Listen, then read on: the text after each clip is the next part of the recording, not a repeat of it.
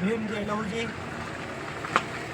जळकोट तालुक्यामध्ये करंजी गावामध्ये जे मातंग समाज आणि बौद्ध समाजाचं समाज मंदिर होतं, 40 वर्षापासून असलेलं समाज मंदिर तिथल्या ग्रामसेवकाने आणि सरपंचाने मिळून संगनमत करून ते समाज मंदिर पाडून टाकण्यात आलेलं आहे.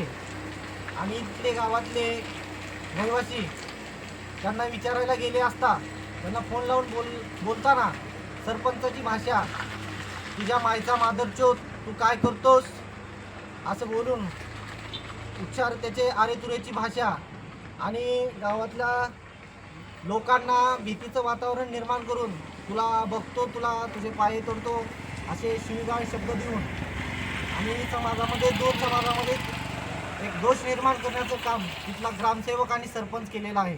अशा दोन्ही ग्रामसेवकावर आणि सरपंचावर अट्रॉसिटीचा गुन्हा दाखल व्हायला पाहिजे. आणि जळकोटचे तहसीलदार साहेबांना विनंती करतो की ग्रामसेवकावर आणि सरपंचावर लवकरात लवकर अट्रॉसिटीचा गुन्हा दाखल झाला पाहिजे. आणि 40 वर्षापासून असलेलं सभागृह समाज मंदिर ते लवकरात लवकर बांधून देण्यात यावं, ही आमची वंचित बहुजन आघाडी उदगीरच्या वतीने मागणी आहे. आणि करंजी गावातल्या रहिवाशांना न्याय मिळवून देण्याचं काम हे वंचित बहुजन आघाडी 100% करेल.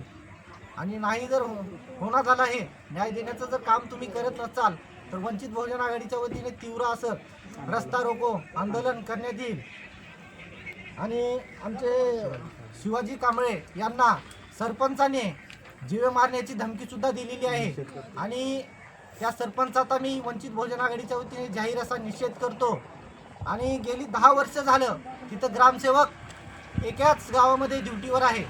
ग्रामसेवकाला आणि सरपंचाला एवढा मात चढलेला आहे की गावातल्या लोकांना आरेतुरेची भाषा बोलून दबदाटी, हुकुमशाही तिथे जीवन ठेवले आहेत तिने.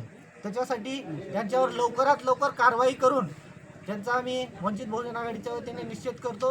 आणि त्या गावातल्यांना तहसीलदार साहेबांना विनंती करतो की न्याय मिळवून देण्याचं काम तुम्ही करावं. जय भीम, जय भारत.